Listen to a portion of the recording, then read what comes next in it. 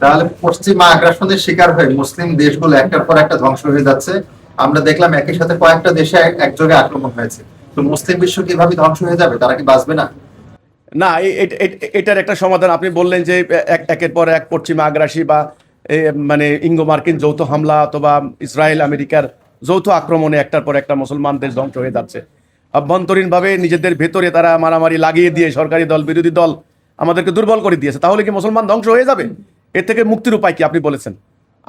আমরা হিজবুত তৌহিদ আন্দোলনের পক্ষ থেকে আমাদের মহামান্য ইমামুজ্জামানের অনুপ্রেরণায় অনুপ্রাণিত হয়ে আমরা আল্লাহ তাআলার উপর ভরসা করে যেটা বলতে পারি, আল্লাহ হক সত্য, আল্লাহ ইজ অল মাইটি আমরা বলি, আল্লাহ সর্বশক্তিমান আমরা বলি, আল্লাহু আকবার, সমস্ত আকবরিয়াত তার। হ্যাঁ, তিনি কাদের, তিনি কোন ফায়াকুন, কোন বললে সৃষ্টি হয়ে যায়। কাজেই তিনি যখন সমস্ত বিশ্ব ব্রহ্মাণ্ডকে ধ্বংস করে দিবেন তখন কেউ ফিরেতে পারবে না।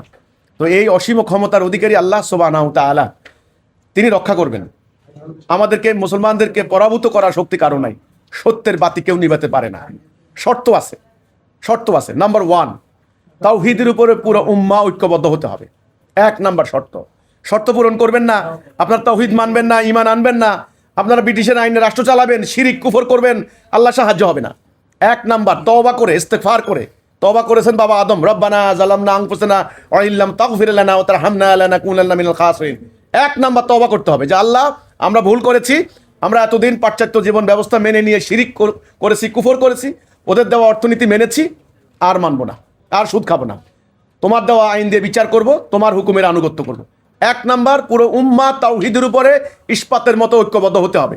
নাম্বার ওয়ান, নেতা হবেন একজন, জাতি হবে একটা, হুকুম চলবে আল্লাহর। দুই নাম্বার, আল্লাহর দেওয়া জীবন ব্যবস্থা দ্বীনুল হক জাতীয় রাষ্ট্রীয় জীবনে কায়েম করতে হবে। তিন নাম্বার, পুরো জাতি জেহাদ এবং কিতালের যে আল্লাহর যে নীতি সমগ্র উম্মাকে, আপনি দেখেন ইরানে হামলা চালিয়েছে, বাংকারের ভিতরে তাদের নেতারা মিটিং করছে, জনগণ মিছিল করছে উল্টা, জনগণ পালাচ্ছে উল্টা। এটা তো কোনো কথা হতে পারে না, এটা তো কোনো কথা হতে পারে না। নবী করিম সাল্লাল্লাহু আলাইহি সাল্লামের যখন ঘোষণা দিলেন মদিনাতে যে কাফেররা মদিনা আক্রমণ করছে, আপনি দেখেন পুরো মদিনার নারী পুরুষ সবাই একত্রিত হয়ে পেটে পাথর বেঁধে গাছের লতা পাতা খেয়ে তারা আল্লাহর উপর ভরসা করে তারা রণাঙ্গনে ঝাঁপিয়ে পড়েছে। পুরো জাতিটাকে জেহাদের চেতনা, কিতালের চেতনায় প্রকৃত শিক্ষা দিতে হবে। এখন থেকে যদি এটা মনে করেন জেহাদের কথা বললে উগ্র বলবে, সন্ত্রাসী বলবে, তাহলে কিন্তু মাইর খান, খালি মাইর খান।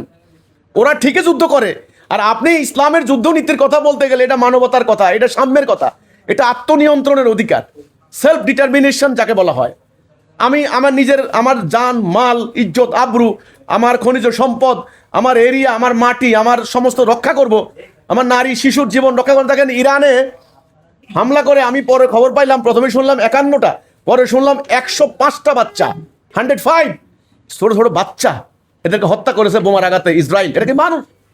তো কাজেই তিন নাম্বার, জেহাদের এবং কিতালের পুরো কনসেপ্ট, পুরো অনুপ্রেরণা পুরো উম্মার মধ্যে দিতে হবে। এক, ঐক্যবদ্ধ করা। দুই, আল্লাহর দ্বীন কায়েম করা। তিন, জেহাদ এবং কিতালের প্রকৃত কনসেপ্ট উম্মার মধ্যে সঞ্চারিত করা। চার, একটা কর্মসূচি ধারণ করা। কর্মসূচি ছাড়া আপনি কিছু করতে পারবেন না, সেটা আল্লাহর দেওয়া কর্মসূচি। এক নাম্বার ঐক্যবদ্ধ। দুই, ডিসিপ্লিন। তিন, ডিসিপ্লিন কেন? এক একজন একদিকে তীর মারলে হবে না, ডিসিপ্লিন। তিন, আনুগত্য, একজন নেতার আনুগত্য করতে হবে। চার, হিজরত। পাঁচ, জিহাদ। এই 5 দফা কর্মসূচির উপরে পুরো জাতির সম্পদ, বাড়িঘর, ক্ষেত খামার, আপনার একটা হাঁস মুরগি থেকে শুরু করে ওই ব্যাংকে জমানো হাজার লক্ষ টাকা পর্যন্ত একত্রিত করে আপনি দেখেন ওরা মিসাইল বানায়, ওরা মিসাইল বানায়। আর আমাদের আরব শেখেরা টাকা দিয়ে বাথরুম, স্বর্ণের টয়লেট বানায়। আপনি বুঝতেন এবার? ওরা অ্যাটম বোম বানায়, আর এরা যায় ফ্রান্সের আতর কিনে, আতর মানে খুশবু মানে সেন্ট, একটা আতরের দাম $10 লক্ষ। ওরা ওরা ওরা সেটা করেছে। ওরা ওদের বাচ্চাদেরকে আধুনিক প্রযুক্তি শিক্ষা, আর আমরা বাচ্চাদেরকে পাগড়ি লাগাই দিয়া তসবির দানার হাতে ধরাই দিছি। কাজে আমরা তো মেরে ফেলেছি ভাই, আমরা তো শেষ। ওরা রণাঙ্গনে ঝাঁপিয়ে পড়েছে আর আমরা খানকার ভিতরে ঢুকেছি। ওরা মানে দুনিয়াকে কবজা করেছে আর আমরা দুনিয়া ত্যাগ করেছি। তো কাজেই শিক্ষা দীক্ষা, প্রযুক্তি, জ্ঞান এবং আল্লাহ রসুলের দেওয়া প্রকৃত আদর্শ, এখানে হীনমন্যতার কিছু নাই। ইসলাম অত্যন্ত প্রগতিশীল, ইসলাম অত্যন্ত আধুনিক, ইসলাম অত্যন্ত যৌক্তিক, বিজ্ঞানসম্মত, সকল ধর্ম বর্ণের মানুষকে নিয়ে সহাবস্থান করার মতো একটা উদার নৈতিক ব্যবস্থা ইসলাম। ইসলামকে ধারণ করে হীনমন্যতার কিছু নাই। এই কনসেপ্টের উপরে পুরো মুসলমানদেরকে দাঁড় করাতে হবে। শেষ আপনি বললেন ধ্বংস হবে কিনা, হবে না ইনশাল্লাহ। আমরা গুনাহগার, হিজবুত তাওহীদের পক্ষ থেকে আল্লাহর এক বান্দা দাঁড়িয়েছে আমার ডাকে সাড়া দেওয়ার জন্য। আমি সবাইকে সুনির্বন্ধ অনুরোধ করব, যারা আল্লাহকে বিশ্বাস করেন আমার বক্তব্য শোনার পর তারা সমর্থন দিচ্ছেন, ভালোবাসছেন, সংখ্যা কত আমি জানি না, আপনারা তাড়াতাড়ি আসেন, আমার সাথে যোগাযোগ করেন, ঐক্যবদ্ধ হন।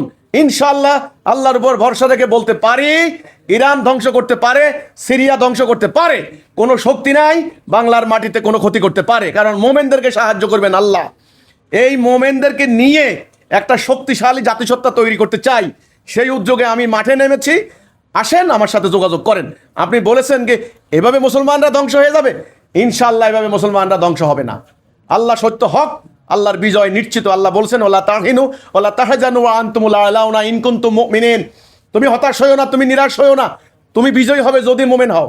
ওয়াকানা হাক্কান আলাইনা নাসরুল মুমিনিন। মুমিনদেরকে রক্ষা করা আমার হক, আমার দায়িত্ব। কাজেই মুসলমান ইরানে হামলা হইলেই যে মুসলমান ধ্বংস হয়ে যাবে, নট নেসেসারি। ইনশাল্লাহ ইসলামের বিজয় অনিবার্য, কারণ আমরা মাঠে নামছি, আমরা আসি মাঠে।